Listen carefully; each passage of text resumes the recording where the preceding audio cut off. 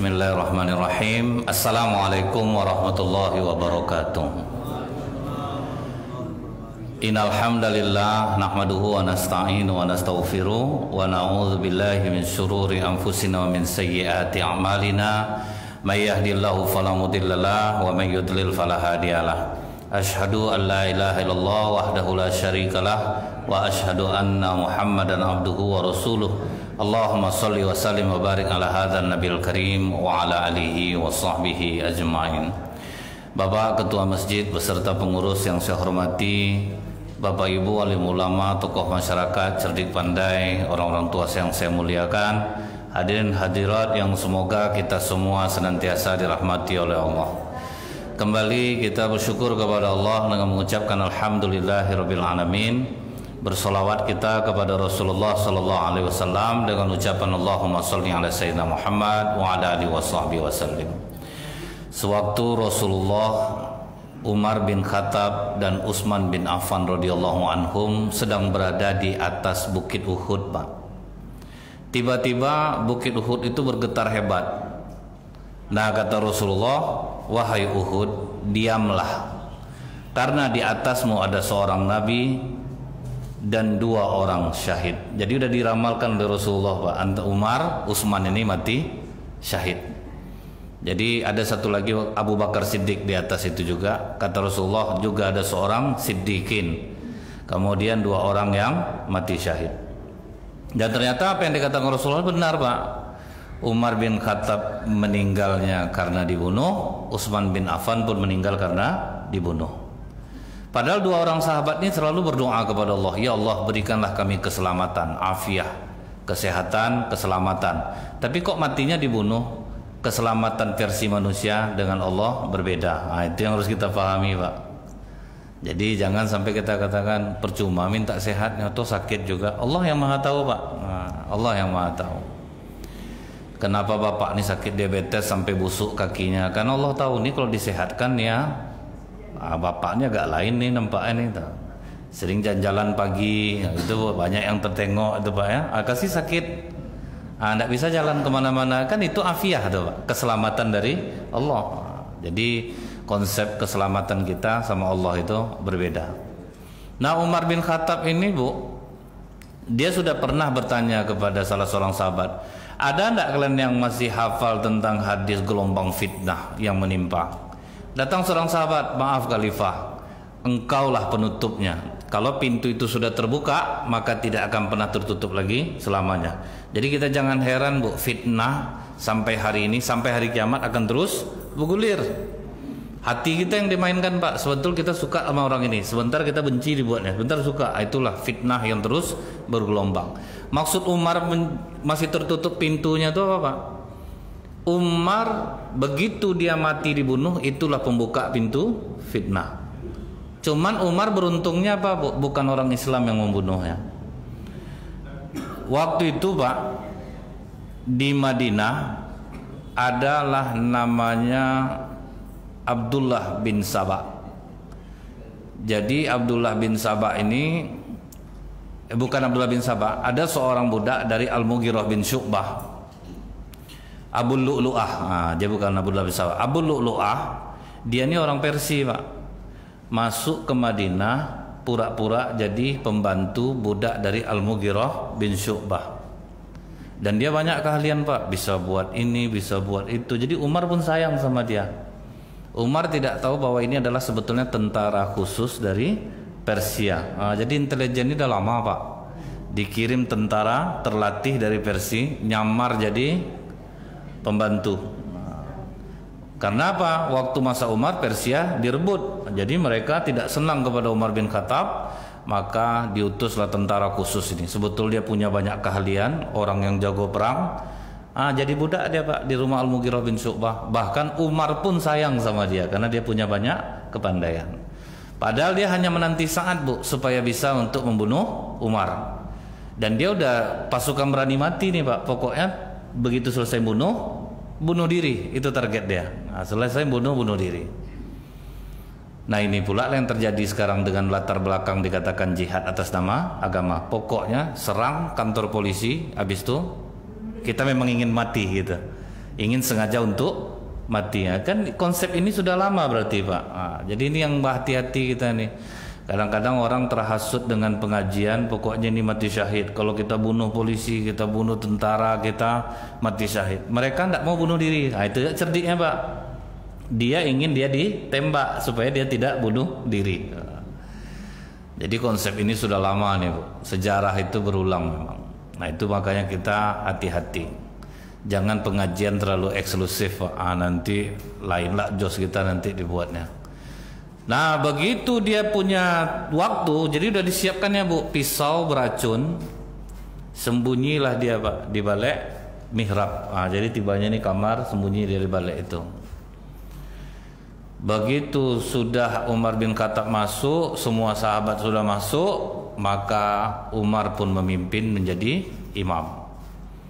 Dalam riwayat tidak lama setelah takbiratul ihram, langsung dia keluar, ditusuknya perut Umar 3 kali. Umar teriakannya waktu itu, seorang anjing telah membunuhku. Karena apa? Anjing bahasa itu Bu, kaum Khawarid itu maksudnya Pak. Karena dari zaman Rasulullah kaum Khawarid itu memang sudah ada, tapi ini bukan Khawarid nih. Kaum Khawarid itu apa kata Rasulullah Bu? Solatnya melebihi solat kalian, Al-Qur'annya melebihi bacaan kalian, tapi mereka terlepas dari busur panah Islam. Rasulullah aja dibantahnya Pak waktu pembagian antara pasan perang. Wahai Muhammad, bertakwalah engkau kepada Allah. Bayangkan Rasulullah disuruhnya bertakwa Pak. Waktu itu udah mau dipancung Umar dia. Maka kata Rasulullah, jangan Umar, dia masih sholat. Masih juga dihargai Rasulullah karena dia masih sholat, walaupun sudah terlepas pemahamannya dari Islam. Jadi Umar waktu itu menyangka kaum Khawarid yang membunuhnya Pak. Maka kata dia, anjing telah membunuhku. Karena kata Rasulullah kaum Khawarid itu adalah anjing-anjing neraka. Setelah Umar terbunuh, dia sambil lari itu Pak, sambil mengibaskan pisau juga, si Abu Lu'lu'ah ini. Ada 17 orang yang mati subuh itu. Sisanya ada 7 orang luka-luka. Karena orang banyak datang, banyak juga yang tidak tahu Pak kejadian itu di tengah. Karena kan orang banyak, sholat tidak pakai mic Pak. Jadi seberapa kuatnya saja, sehingga bagi sebagian tidak tahu, sebagian lagi tidak. Akhirnya dia ditangkap. Waktu ditangkap itulah dia bunuh diri langsung Pak. Nah matilah Abu Lu'lu'ah ini. Namun Pak, sholat subuh tidak dihentikan. Langsung maju Abdurrahman bin Auf menggantikan. Jadi sebagian menyelamatkan, sebagian menyambung sholat. Itu sebetulnya sholat tidak boleh diputus. Macam di masjid apa kemarin Pak yang imam dipukul, Masjid Jalan Sri Kandi, mukul semua jadinya. Seharusnya udah selesai, sebagian menyelamatkan, sebagian harus meneruskan sholat. Jadi kalau Umar bin Khattab waktu itu dia terbunuh, Umar diselamatkan, tapi Abdurrahman bin Auf langsung maju, cuman ayat aja yang dipendekkan. Jadi sholat tidak boleh dihentikan. Sedangkan dalam keadaan perang aja sholat jamaah tidak dihentikan. Cuman dulu ada kejadian Bu di Pekanbaru nih, Ustadz ini masih hidup sampai sekarang Pak. Di Masjid Taqwa kejadiannya. Ustadz ini mau ceramah kan bawa laptop Pak, dia bawa laptop. Ceramah itu habis maghrib. Pintu Masjid Taqwa itu dulu yang di mihrab ini belum terkunci nih Pak, masih bisa dibuka lah. Taruhnya laptopnya situ. Pas sujud terakhir Bu, masuk maling, diambilnya laptop Ustadz tuh. Spontan Ustadz tuh dikejarnya maling tuh Pak. Tinggal aja jamaah sedang sujud Bu. Meleleh hidung orang nih buatnya Pak. Lama. Baru sadarnya terdengar Ustadz tuh berteriak di luar, maling, maling. Baru ada yang maju gantikan. Jadi sebetulnya jamaah dibolehkan. Ini dalam hadis Rasulullah pernah terjadi ketika Rasulullah ruku terlalu lama, itu kan sahabat ngintip di belakang Pak. Jadi dibolehkan jamaah itu mengintip. Kalau rasanya imam sudah terlalu lama di gerakan yang tidak seperti biasanya, maka jamaah dibolehkan mengintip. Itu tidak membatalkan sholat. Bahkan Bu, di dalam sholat ada binatang yang membahayakan, kita boleh membunuh, boleh bergerak lebih dari 3 kali Pak. Dengan syarat jangan latah pula Bu, saya membunuh mati kau, mati, itu baru batal. Tapi kalau kita sekedar membunuh tidak ada masalah. Janganlah Bu buat kusuk lah Pak, digigit lipan tahan. Tak boleh Bu, memang harus dibunuh Pak. Itu yang binatang yang membahayakan boleh dibunuh ketika sholat. Bahkan Rasulullah pun sedang jadi imam pernah menggendong cucunya, makanya dibolehkan Pak. Daripada misal cucu lari-lari, cuman cucu Rasulullah waktu itu sama juga dengan anak-anak lain Pak. Lari-lari digendong oleh Rasulullah, diam dia nanti ruku ditaruh, naik lagi di pangku lagi gitu.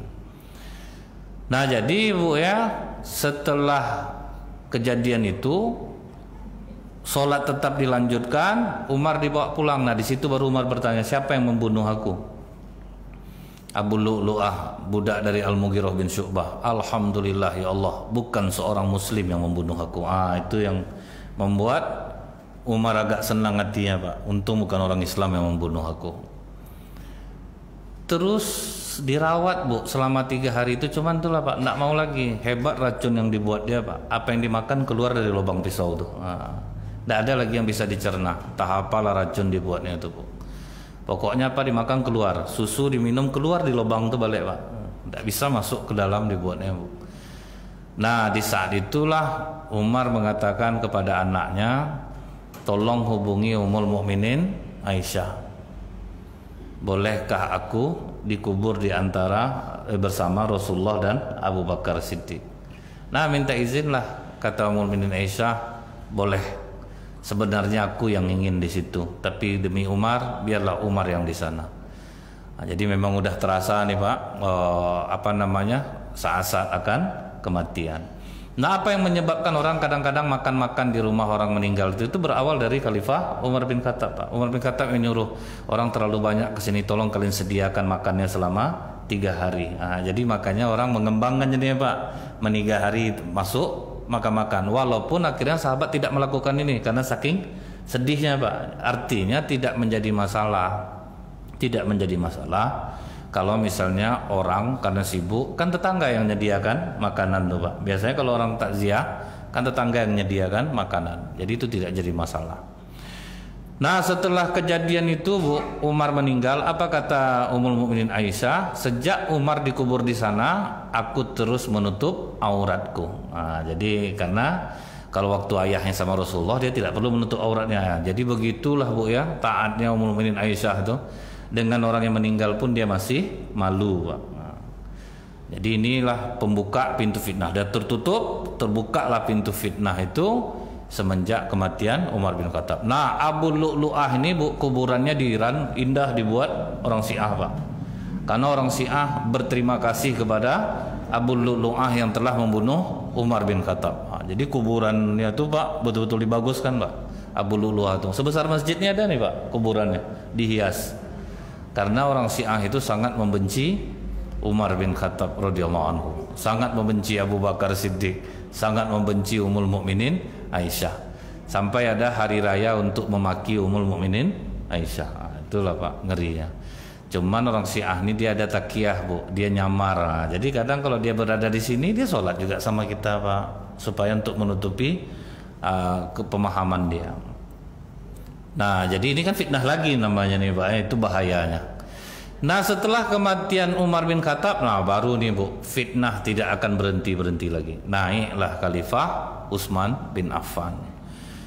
Begitu naik Khalifah Utsman bin Affan ini, Utsman bin Affan ini Rasulullah tua 6 tahun daripada Utsman bin Affan, lebih tua Rasulullah 6 tahun.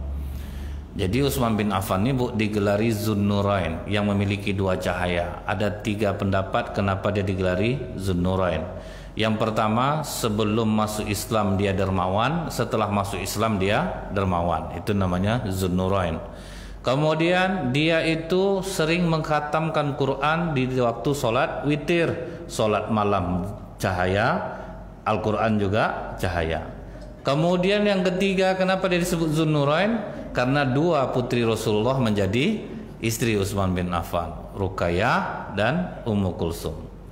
Jadi waktu nikah dengan Ruqayyah itu Pak, pergilah berhijrah ke Habasyah. Nah waktu berhijrah ke Habasyah itu, jadi kan Utsman bin Affan ini termasuk as-sabiqunal awwalun Pak, orang yang pertama-tama masuk Islam. Dan Islamnya Utsman ini dakwah dari Abu Bakar Siddiq. Jadi selevel kayanya Bu. Jadi beruntunglah kalau orang kaya itu Pak, lebih enak dia berdakwah. Dia bisa berdakwah dengan uangnya. Coba lah misal orang kaya di sini jumpa preman-preman sedang duduk, kalian mau ceramah mengisi duduk enggak di Masjid Nurul Yakin dengan ceramah, kasih 50.000 satu orang, kok enggak ramai kemarin ya? Coba lah. Itu guna duit tuh Pak kan. Ini yang pernah saya bilang Bu, tukang ojek di Jalan Toda. Jadi saya hampiri Pak, berapa pendapatan Bapak satu hari? 35.000 kata dia Pak. Mau enggak dengar ceramah 3 hari dikasih 100.000 satu hari, belajar fikih, berwudu, taharah, macam-macam lah pokoknya diajarin selama 3 hari. Mau enggak? Maulah. Carilah orang 20 orang.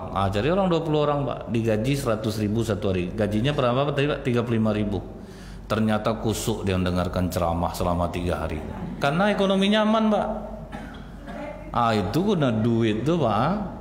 Saya daftarkan 20 orang itu, saya pergi ke mall Pak. Saya temui Pak Haji Fauzi yang andalas elektronik sama Pak Haji Bali Jewelry, Pak Haji Muklis yang tinggal di atas ini. Oke Ustaz, biarlah kami berdua nanggung. Berapa dananya semuanya? Sekian. Yang ngajar berapa orang? Selesai. Dan ternyata memang betul Bu, serius Pak, kusuk dengarkan ceramah tuh Pak. Kan aman ya, ekonominya aman. Kalau ekonomi aman kan tenang kita. Gimana orang mau dengar ceramah, sholat tenang Pak. Ekonomi parah Bu. Mikirkan anak belum makan lagi. Makanya Masjid Jogokarian di Yogyakarta itu orang miskin tuh didata Pak. Ditanya kenapa Bapak tidak ke masjid? Waduh, saya jangan mikir ke masjid lagi, anak butuh makan. Kadang uang sekolah anak yang dipikirkan. Oke, berapa penghasilan Bapak satu hari? Sekian. Kebutuhan sebulan berapa? Sekian. Oke, masjid nanggung. Jadi masjid nanggung setiap bulan apa? Nggak ramai orang miskin ke masjid jadinya Bu. Aman dia. Uangnya aman. Macam masjid kita ini kan gitu juga programnya nih Pak. Anak yatim di sekolah kan, semua orang miskin didata. Nah pengembangannya besok bisa seperti Jogokarian nih Pak. Orang miskin itu ditambah kebutuhannya tiap bulan.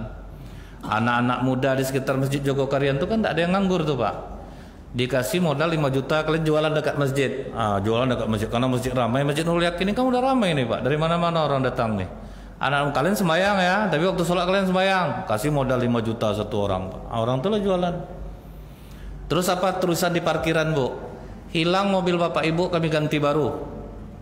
Hilang sepeda motor kami ganti baru. Hilang sendal kami ganti baru. Apa ndak enak orang sembahyang Pak? Ini kita terpaksa bawa sendal kiri sama kiri ke masjid kan Bu ya? Sampai maling aja stres nengok Pak. Kok kiri aja sendal orang di masjid ini semua? Karena merasa tidak aman. Kalau kita alhamdulillah dijagain, sholat kita dijagain. Kenapa berani pengurus masjidnya gitu? Karena memang dijaga. Karena memang dijaga. Betul-betul sepeda motor betul-betul dijaga, mobil dijaga, sendal dijaga.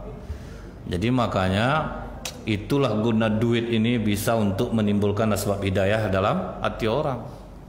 Orang kalau tidak berduit Pak, maka kata Rasulullah kemiskinan dekat kepada kekufuran. Tidak bisa dipungkiri itu. Jadi kalau ada orang bilang nah, miskin itu sebetulnya hal yang membahagiakan, itu menghibur diri nama itu Pak. Kalau kita punya kesempatan kaya, kayalah. Walaupun berkali-kali kita tumbang tegak. Pokok kalau ada kesempatan kaya, kayalah. Karena sebaik-baik harta kata Rasulullah di tangan orang-orang soleh. Daripada beredar Bu di tangan orang-orang tidak soleh, di pengedar, apa Pak ya, sempat pengedar sabu, yang beredar akhirnya dia bisa beli orang-orang beriman. Saya ingat di kampung dalam itu kan banyak pengedar narkoba Pak. Diundangnya orang pengajian ke rumahnya datang Pak. Kenapa? Pulang dikasih duit kan kasihan jadinya kan. Coba jadi orang kaya semua itu nggak bisa dijengkel dengan uang Pak. Akhirnya pas pengajian dia Bu ngundang ke rumah, datang orang Pak ke rumahnya. Dikasih duit, ya kan kasihan. Coba kita kuat ekonomi Pak, mana mau kita gitu kan. Tidak usah datang orang macam itu, kita datang kita tahu pencarinya dari mana, akan kuat kita jadinya Pak, bisa berubah dia jadinya. Nah Abu Bakar Siddiq mendakwahi Utsman bin Affan, masuk Pak selevel, dia sama-sama pengusaha. Terus nanti ke Tolha, Abdurrahman bin Auf, jadi orang-orang kaya masuk Pak. 10 orang sahabat Rasulullah yang dijamin masuk surga itu Pak, rata-rata miliarder semua tuh Pak. Memang orang-orang kuat ekonominya. Nah, waktu berhijrah itu Bu, Utsman bin Affan jatuh miskin Pak, karena meninggalkan perdagangan. Waktu sampai di Habasyah, hamillah Ruqayyah. Lahirlah anak, dikasih nama Abdullah. Mendengar itu Rasulullah nak tanggung senang hati Rasulullah Pak. dapat cucu, karena anak laki-laki Rasulullah kan meninggal semua, Pak. Qasim, Abdullah meninggal. Senang hati Rasulullah ya, baru umur sekitar 6 tahun cucu Rasulullah ini dicakar ayam, Pak. Bisa tidak sembuh-sembuh, akhirnya meninggallah cucu Rasulullah itu. Jadi memang kadang Rasulullah ini beratnya apa, Bu? Dia digelari abtar, laki-laki yang binasa, karena tidak punya anak laki-laki. Rasulullah sempat sedih itu, Bu. Anak aku ngapa tidak ada yang hidup, yang laki-laki tidak ada yang hidup. Sempat Rasulullah berduka tuh, Pak. Makanya turunlah surat Inna a'toina kal kausar. Sesungguhnya Allah telah memberimu nikmat yang banyak. Jadi disindir Allah gitu tiba. Kau udah banyak nikmat kau sebetulnya. Sampai dalam riwayat disebutkan kalau sempatlah hidup anak laki-laki Rasulullah mungkin disembah orang, Pak. Nah, sedangkan cucunya jadi agungkan orang, apalagi Rasulullah anaknya. Itu, Pak, di kuburan Husain itu di Karbala itu. Naik ke kuburan itu mesti merangkak tuh, Pak. Dan harus dijilat pakai lidah. Bayangkan sama Bapak tuh. Ini bukan fitnah, nih tengoklah, Bu. Ibadah Syiah di Karbala itu betul-betul merangkak dan tangga itu mesti dijilat, Pak. Itu cucu baru tuh, kalau sampai anak Rasulullah, Pak. Macam mana kepala dia antuk-antuk ke dinding jalan tuh sambil salto belakang. Tentu gitu lagi, Pak, cucunya juga macam itu. Nah, begitu terdengar kabar Rasulullah sudah hijrah ke Madinah, Utsman bin Affan pindah ke Madinah. Waktu perang Badar itu keadaan Ruqayyah dalam keadaan sakit parah, Pak. Jadi waktu itu Utsman bin Affan mau ikut rombongan Badar, dilarang oleh Rasulullah. Rawat istrimu, karena istri Utsman adalah anak Rasulullah. Makanya, Bu ya, Utsman bin Affan itu tetap termasuk dia ahli Badar, dikarenakan dia sebetulnya niat ingin ikut tetapi terhalang karena merawat istrinya. Nah, begitu pulang dari perang Badar, Rasulullah antara bahagia dan sedih. Bahagia menang perang, sedih anak Rasulullah Ruqayyah meninggal dunia. Di situ berduka Utsman bin Affan, Bu.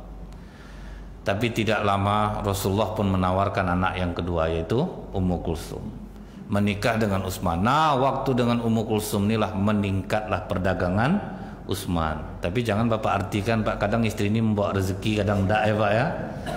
Nanti tapi kira sama Bapak, pantas aku susah hidup aku selama ini, perlu aku ganti istri nampaknya ya.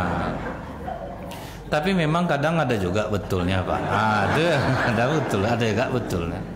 Kadang istri ini bisa membuat rezeki suami sulit. Kalau sempat dapat kita istri pengeluh, kemudian tidak bersyukur, kan memang Allah nggak mau ngasih rezeki, Pak. Karena apa, Bu? Yang membuat kami sukses ini kan doa istri. Jadi kalau ingin banyak kita sukses, Pak, tentu kita perbanyak. Nggak istri berdoa gitu. Bukan perbanyak istri. Ya kalau dapat istri yang bersyukur, apa nggak naik ekonomi kita dibuatnya, Pak. Hati kita lapang ini ya. Nah, cuman bukan itu maksudnya, Bu ya. Memang meninggal Ruqayyah, menikah dengan Ummu Kulsum, perdagangan Utsman pun meningkat. Cuman tidak lama, hanya sekitar 1,5 tahun, Ummu Kulsum pun meninggal dunia. Nah, jadi memang itulah, Bu ya. Cara Allah itu, keadilan Allah itu berbeda, Pak. Keadilan Allah itu berbeda. Akhirnya kalau kita ingat, Pak, bagaimana sedekah Utsman bin Affan tidak perlu disampaikan lagi. Sudah banyak kita mendengar.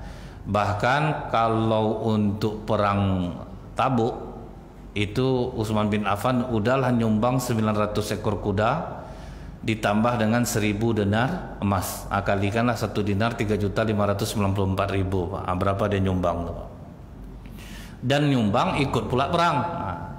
Yang membeli sumur rumah, yang memperbesar Masjid Nabawi. Jadi kalau sampai kata Rasulullah, mulai saat ini Utsman, hartamu tidak akan membahayakan selama-lamanya. Makanya kata-kata Rasulullah ini selama-lamanya, sampai hari ini uang Utsman bin Affan masih tetap abadi, masih tetap ada. Dan sekarang sudah dibangun Masjid Utsman bin Affan di Madinah, kemudian dibangun hotel dari uang Utsman bin Affan. Jadi kita, Pak, kalau ada kesempatan kaya lah, Pak. Datang orang bilang kaya itu kita bisa lupa dengan Allah. Miskin pun lebih bisa kita lupa dengan Allah, Pak. Orang miskin lebih ngeri lagi, Bu, bisa melupakan Allah. Dia sibuk untuk menutupi hidupnya. Jadi akhirnya jangan dibilang orang kaya itu bisa sombong, orang miskin pun bisa sombong gitu. Dikasih duit sama Pak ya, saya jangan dijengkal sama duit. Atau orang miskin yang sombong tuh Pak, dikasih duit nggak mau. Ini yang pernah saya bilang Pak, itu kejadian Pak Haji Awang yang punya toko emas di mall itu Pak. Satu kalau nggak salah saya nggak punya dia, selebihnya punya dia semuanya Pak ya, sama adik beliau. Waktu dia mau pergi sholat asar, nampak dia orang gerobak jual kacang Pak, aktif betul di masjid orang itu. Lah, langsung dibilang ke Pak Haji, saya nanti mau ngomong. Apa tuh? Saya mau beli Honda second, harganya 4 juta, bisa Pak Haji bantu saya? Nanti lah bisa asar ke toko saya. Pergi orang di ke tokonya. Sampai di tokonya, gini aja lah. Saya kan ada zakat harta nih. Biarlah saya bayar di depan zakat harta saya 4 juta. Jadi kalau tidak perlu ganti lagi. Maaf Pak Haji, saya jangan dizakati. Saya tidak nerima zakat. Ngapa kau tidak nerima zakat? Karena Rasulullah tidak nerima zakat. Kau kan tidak Rasul loh. Itulah salah pemahaman ya Pak ya. Jadi ginilah, kalau memang tidak mau kau terima zakat, udah emosi saya tuh Ustaz, rasa mau menampar mukanya kata Pak Haji ini Pak. Saya kasih aja lah cuma-cuma uang 4 juta nih. Saya masih kuat Pak Haji, jangan dikasih saya masih kuat untuk berusaha. Apa nak memukul rasanya Pak? Di zakat nak mau, dikasih ndaklah mau. Jadi apa mau kau minjam? Kau minjam dunia akhirat kau bertanggung jawabkan nih. Aku bukan ngomong sombong, sanggup biaya kacang kau membayar 4 juta nih. Sanggup Pak Haji. Berapa bulan kau bisa ganti? Sebulan, 2 bulan aku kasih waktu. Catat katanya Pak ke karyawannya. Catat di 2 bulan ganti. Akhirnya hilang Pak, kan berdosa jadinya. Itu namanya orang miskin pun bisa sombong. Jadi jangan dikatakan orang kaya peluangnya sombong itu besar. Enggak, orang miskin pun peluang sombongnya besar. Sama aja sebetulnya Bu. Jadi begitu Utsman bin Affan diangkat menjadi khalifah, yang berambisi jadi banyak Pak. Muawiyah itu kan masih keluarga Utsman bin Affan tuh. Cuman ingat, Muawiyah bin Abu Sufyan masuk Islam itu terpaksa Pak. Hanya 2 bulan sebelum Rasulullah wafat. Karena apa? Tidak bisa lari kemana-mana lagi. Karena masuk Islam. Dia pun ambisinya besar menjadi khalifah. Waktu itu Bu, dia ingin menjadi khalifah juga. Di waktu Utsman bin Affan itulah hidup seorang laki-laki Yahudi namanya Abdullah bin Saba. Dia nyamar menjadi Muslim. Orang pun percaya sama dia Pak. Dia melihatkan ketaatannya Pak, rajin sholat ke masjid. Tetapi dia menghasut. Pertama yang dihasutnya orang Madinah. Aku tidak setuju. Utsman bin Affan ini tahu kalian, dia tidak ikut perang Badar, tapi jadi ahli Badar. Kemudian yang kedua, dia membagi-bagi unta sedekah dan yang tidak. Kemudian yang ketiga, dia ini pegawai-pegawai sahabat-sahabat Rasulullah yang senior diberhentikannya, dinaikkannya keluarga-keluarga dia. Di Madinah dia coba ngasut itu, tidak temakan sama orang Madinah. Kami tahu keutamaan Utsman bin Affan. Dia dijamin Rasulullah masuk surga, tidak mungkin dia orang yang salah. Pergi dia pindah ke Mekah, diasutnya pula orang di Mekah Pak, gagal juga. Pergi dia ke Mesir, berhasil Pak, karena waktunya bagus orang Mesir lagi berhentikan Utsman, kudeta Utsman, angkat Tolhah. Gitu gayanya Pak. Kemudian pergi dia ke Irak, diasutnya lagi, terasutlah orang di Irak Pak. Akhirnya itulah demo pertama kekuasaan khalifah dalam Islam.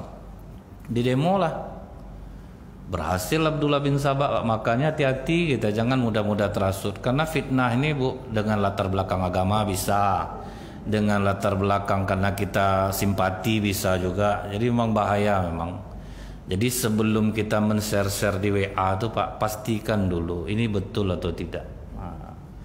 Kalau ndak gitu Bu ya, misalnya nih waktu Imam Al-Falah ditusuk, fitnahnya kan macam-macam tuh Pak. PKI sudah mulai bangkit lagi, padahal anak tuh anak sini tuh Pak. Dia tuh curhat ke Ustadz tuh, kemudian agak kecewa dia kan, kadang-kadang jamaah nih dia ingin bertanya tuh Bu, kita jawab apa yang dia suka itu Pak. Anda setuju dia. Jadi kadang fitnah itu besar ini Pak. Wahai umat Islam, rapatkan barisan. Kan inilah berita ini Pak. PKI sudah mulai, padahal enggak. Macam anak Jalan Sri Kandi itu rupanya memang anak tuh anak situ tuh Pak. Memang ada gila-gilanya Bu. Makanya dia maju ke Sabtu, disapanya lah bapak tuh Pak, misi Pak, orang sudah sembahyang Pak. Dia ke depan. Jadi bapak jawab, enggak lah, saya sedang sembahyang katanya. Coba sampai ke depan, tamparnya langsung imam tua. Nanti takutnya kalau tidak beritanya nanti lain lagi itu pak. Terus waktu Gus Idris buat konten YouTube, itulah kadang-kadang pak ya, memfitnah untuk cari duit dengan cara menjual konten agama. Dia istilahnya konten-kontennya itu kan menyerang-nyerang dukun tuh pak. Menyerang-nyerang dukun, santet, orang udah banyak lah percaya. Sampai akhirnya terakhir dia buat konten ditembak. Gus Idris ditembak, hati-hati PKI bangkit lagi. Padahal rupanya dia buat sandiwara pak. Akan hampir kemarin diperiksa polisi itu, tapi sekarang nggak tahu tuh kasusnya gimana. Sama anak-anak pesantrennya ikutlah berbohong bu. Istilahnya langsung kompresi mengatakan mohon doanya sampai hari ini kami tidak mengetahui kabar Gus Idris. Akan tambah fitnah jadinya tuh pak. Padahal dia buat konten YouTube. Nah ini hati-hati juga kita nih. Nah waktu Utsman bin Affan ini pak, orang mendemo pertama baik-baik aja bu. Pertama baik-baik aja dikasih keterangan sama Utsman, apa kalian tidak senang sama aku? Kau tidak ikut perang Badar tapi termasuk ahli Badar. Diceritakan Utsman bin Affan kenapa dia tidak ikut perang Badar. Selesai. Kau membagi-bagi onta sedekah, Rasulullah pun juga gitu dulu supaya tidak menyatu mana harta sedekah mana yang tidak. Cucu Rasulullah aja pernah makan kurma, takut Rasulullah untuk kurma sedekah kan disuruh Rasulullah muntahkan kurma itu. Kemudian sahabat-sahabat yang senior kau ganti semuanya. Kau ganti dengan baru-baru keluarga kau. Jangan sampai kalian menganggap seperti itu.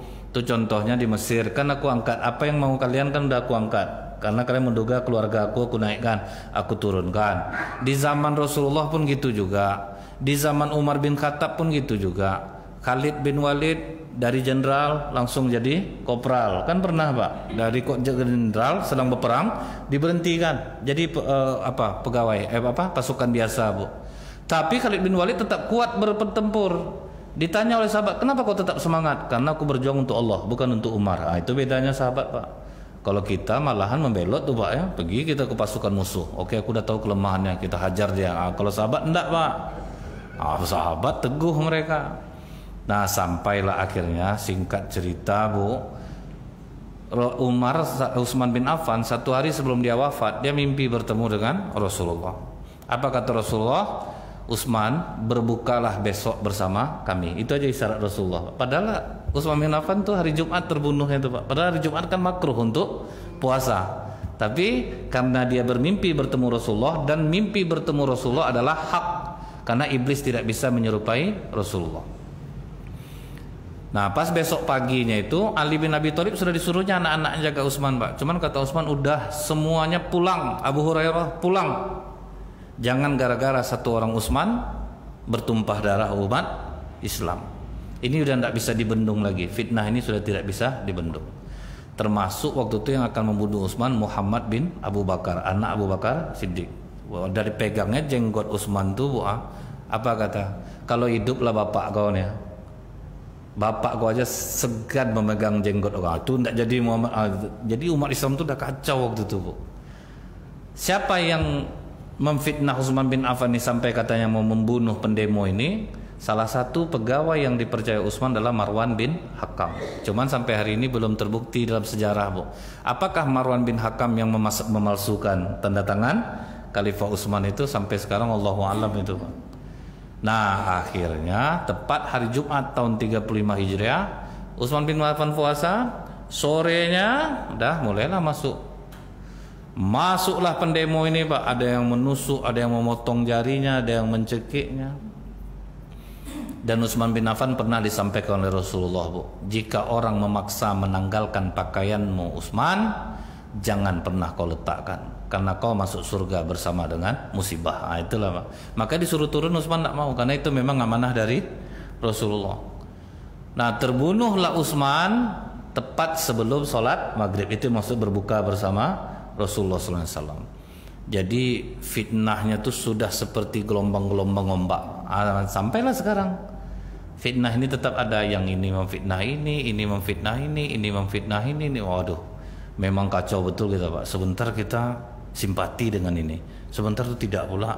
Sebentar datang orang menghasut ini, sebentar kita benci, sebentar kita suka. Itulah bu, fitnah ini berat. Makanya kita ini tidak boleh heran karena memang sudah diisyaratkan oleh Rasulullah, bahwa fitnah ini tidak akan habis sampai akhir zaman. Orang Islam sesama orang Islam ini akan selalu berseteru sampai akhir zaman.